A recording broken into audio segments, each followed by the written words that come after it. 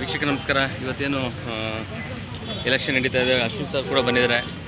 Nomination file ಮಾಡೋದಂತ ಬೆಳಗ್ಗೆ ಅಶ್ವಿನ್ ಸರು ಕೃಷ್ಣೇಗೌಡರ ಜೊತೆಗೆ ಬಂದಿದ್ದು, ಮತ್ತು JDSನ ಪ್ರಮುಖರು ಮತ್ತು ಎಲ್ಲ ಅವರು ಯಾರು ಕೃಷ್ಣೇಗೌಡರು ಸಪೋರ್ಟ್ ಮಾಡ್ತಾ ಇದ್ದಾರೆ ಎಲ್ಲ ಕೂಡ ಇವತ್ತು ಜೊತೆಗೆ ಬಂದಿದ್ದಾರೆ.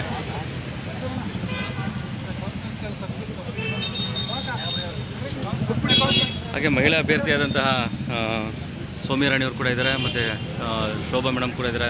ಪಿ ನಾಗರತ್ನವರು ಉಪಾಧ್ಯಕ್ಷರಾಗಿ ಆಯ್ಕೆ ಆಗಿರುವಂಥದ್ದು, ಪ್ರಭಾಕರ್ ಅವರು, ಶ್ರೀಮತಿಯವರು. ಹಾಗೇನೇ ಜೊತೆಗೆ ಇವತ್ತು ವಿಶೇಷವಾಗಿ ಏನಂದರೆ ಯದುವೀರವರು ಕೂಡ ಬರ್ತಾ ಇದ್ದಾರೆ ಇವತ್ತು ಅವ್ರಿಗೆ ವಿಶ್ ಮಾಡೋದಕ್ಕೆ. ಎಲ್ಲ ಪ್ರಮುಖ ಸದಸ್ಯರುಗಳು ಕೂಡ ಇಲ್ಲಿ ಬಂದಿರೋದು ನಾವು ನೋಡ್ತಾ ಇದ್ವಿ. ಪ್ರಥಮ ಬಾರಿಗೆ ಇಬ್ಬರು ಮಾತ್ರ ನಾಮಿನೇಷನ್ ಫೈಲ್ ಮಾಡ್ತಾರೆ, ಒಬ್ಬರು ಕೃಷ್ಣೇಗೌಡರು, ನಂತರ ಪಿ ನಾಗರತ್ನ ಅವರು ಉಪಾಧ್ಯಕ್ಷರಿಗೆ ಮಾಡುವಂಥದ್ದು.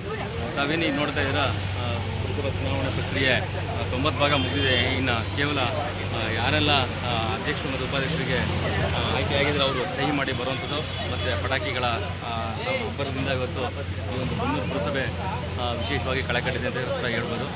ಯಾರೆಲ್ಲ ಕೌನ್ಸಿಲ್ ಇದ್ದಾರೆ, 33 ಜನ ಕೌನ್ಸಿಲ್ ಯಾರೆಲ್ಲ ಇದ್ದಾರೆ ಅವರು ಕೂಡ ಇಲ್ಲಿ ಬಂದಿದ್ದಾರೆ.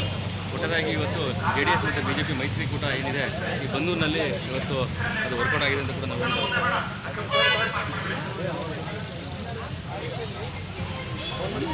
ಒಂದಷ್ಟು ವರಿಷ್ಠರ ಒಂದು ಏನು ಮಾತುಕತೆ ಆದಂತೆ 1ನೇ ತಾರೀಕು ಆದಂತಹ ವರಿಷ್ಠರ ಮಾತುಕತೆ ಇದೆ.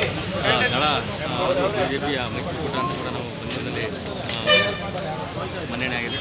ಈಗ ತಾವೇನು ನೋಡ್ತಾ ಇದ್ದೀರಾ, ಎಲ್ಲ ದೊಡ್ಡ ಸದಸ್ಯರು ಕೂಡ ಚುನಾವಣಾ ಪ್ರಕ್ರಿಯೆಗೆ ಹೋಗ್ತಾ ಇರೋದನ್ನು ನೋಡ್ಬೋದು. ಹಾಗೆ ಇವತ್ತು ಏನು ಚುನಾವಣೆ ನಡೀತಾ ಇದೆ, 16 ತಿಂಗಳಿನಂತ ಖಾಲಿ ಇದ್ದಂಥ ಸಂದರ್ಭ. ಈ ಒಂದು ಸಂದರ್ಭದಲ್ಲಿ ಇವತ್ತು ಚುನಾವಣೆ ಪ್ರಕ್ರಿಯೆಯಾಗಿ ಅಧ್ಯಕ್ಷರ ಆಯ್ಕೆಯಾಗಿದೆ. ಕೃಷ್ಣೇಗೌಡರು JDS ಪ್ರಮುಖ ಅಭ್ಯರ್ಥಿ ಆದವರು.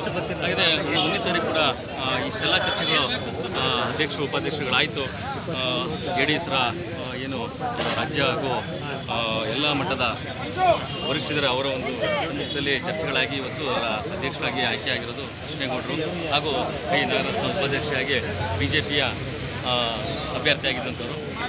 ಅತಿ ಹೆಚ್ಚು ಬಹುಮತ ಇರೋದ್ರಿಂದ ಕೃಷ್ಣೇಗೌಡರು ಆಯ್ಕೆಯಾಗಿರೋದು ಕೂಡ ನಾವು ಇಲ್ಲಿ ಸ್ಮರಿಸೋದು.